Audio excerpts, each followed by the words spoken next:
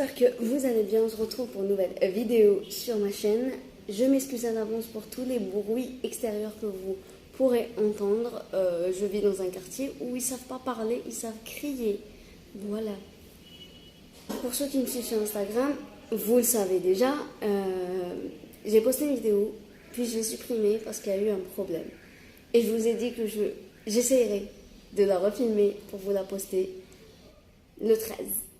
Et j'espère que je la posterai le 13. Donc, c'est parti pour le sujet de cette vidéo, la dyslexie. Je tiens à dire que je vais parler par rapport à mon expérience et mon avis sur le sujet. Alors, je vais commencer avec une petite définition de la dyslexie parce que j'ai remarqué que quand je dis que je suis dyslexique, il y a des gens qui ne comprennent pas. Alors, la dyslexie est un trouble neurologique de l'apprentissage. Voilà, ça se détecte très très tôt quand on apprend à lire, écrire et compter. Et c'est compliqué à détecter parce que tous les enfants du monde font des erreurs quand ils apprennent à lire, écrire et compter, c'est normal. Mais la dyslexie, comment dire, ça dure dans le temps. Ils arrivent à un certain âge où ils sont censés savoir lire, savoir écrire et savoir compter en moins la base. Mais quelqu'un qui souffre de dyslexie, il a encore du mal pour des trucs très très très simples. Voilà, c'est ça la dyslexie. Et comment dire, la dyslexie se partage en 3 catégories. Il y en a qui en ont 3, il y en a qui en ont 1 sur 2.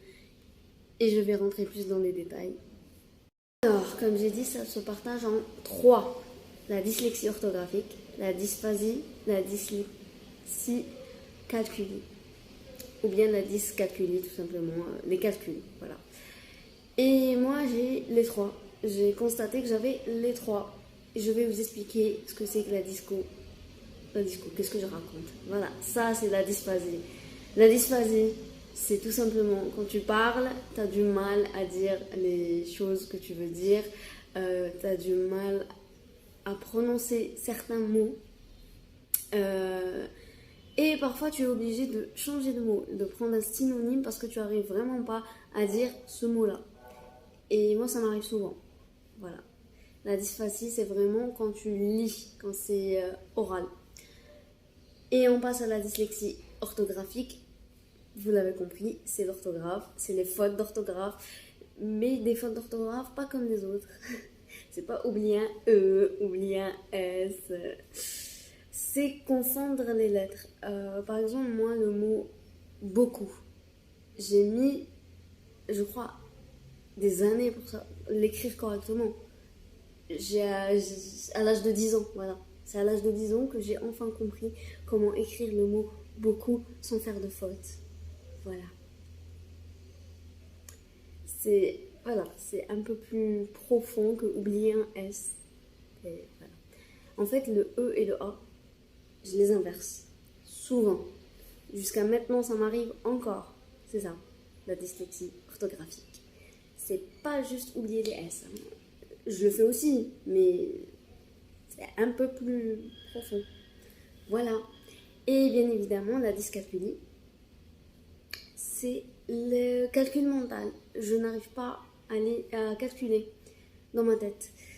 C'est difficile quand ça arrive à un certain nombre, on va dire, mais un nombre que tout le monde peut le faire dans la tête.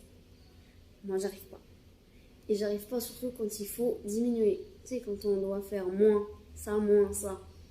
Genre, mais des trucs basiques, genre 40 moins 5, je peux pas te dire. Je peux pas te le dire, je peux pas visualiser pour enlever dans ma tête, j'arrive pas. Et c'est un énorme frein dans la vie, parce qu'on compte l'argent. Mais ça va.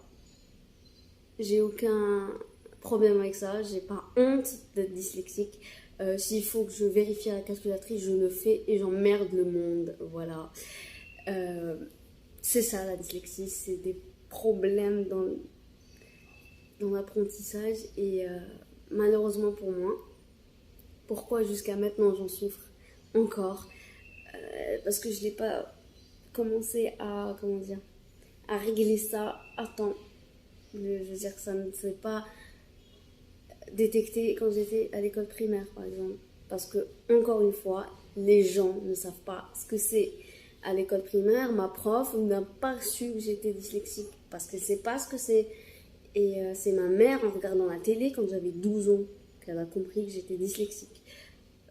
C'est un petit peu difficile de sortir de la dyslexie quand tu commences à sortir de ça à l'âge de 12 ans. Je dis pas que c'est impossible. J'ai réussi à faire mes études, j'ai réussi à aller jusqu'au bac, j'ai eu mon bac. Après, voilà, on peut vivre avec la dyslexie, c'est pas un frein énorme, mais c'est relou de toujours devoir dire je suis dyslexique parce que les gens ne savent pas ce que c'est. C'est relou, surtout en Algérie. Et pour moi, tous les profs de primaire devraient savoir ce que c'est. Parce que c'est là que tu le détectes. C'est là que tu peux t'en sortir. C'est quand il est détecté au niveau de l'école primaire, pas au collège. Voilà, j'ai dit tout ce que je voulais dire. Maintenant, vous comprenez pourquoi il y a autant de fautes dans mes stories Instagram ou dans mes posts. Il y a des fautes que je ne fais pas exprès de les faire. Je ne sais pas que c'est des fautes, je m'en rends pas compte. Quelqu'un me le dise en DM, t'as fait une faute. Ou bien il m'écrit le mot correctement. Enfin, il me fait comprendre que j'ai fait une faute. Voilà. Mais comme je l'ai dit, on peut très bien vivre de dyslexie, il n'y a pas de problème. Je vais d'ailleurs vous mettre la liste de plusieurs célébrités qui sont dyslexiques. N'hésitez pas à liker, commenter, vous abonner si vous avez envie. Et on se retrouve pour une nouvelle vidéo. Et il y aura de plus en plus de vidéos un peu plus sérieuses sur ma chaîne. Je voulais vous le dire. Voilà. Bisous.